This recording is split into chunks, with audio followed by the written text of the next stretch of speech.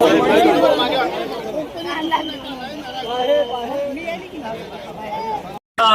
केलेलं आहे आणि अन्नदानाचं उद्घाटन आदरणीय प्रतापराव मॅडम आहेत आणि डॉक्टर कागडे अतिशय उच्च विद्याभूषित आहेत।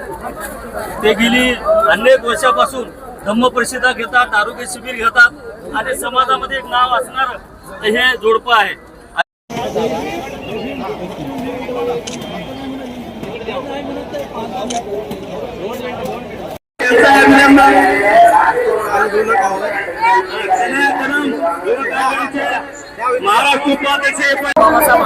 भारतरत्न डॉक्टर बाबासाहेब आंबेडकरांच्या 135व्या जयंतीच्या निमित्तानं जिल्हा परिषदेच्या माजी सदस्या मीनाक्षीताई कागडे आणि डॉक्टर शिवाजीराव कागडे यांनी रक्तदान शिबिर, अन्न वाटप अशा विविध कार्यक्रमाचं आयोजन केलेलं आहे।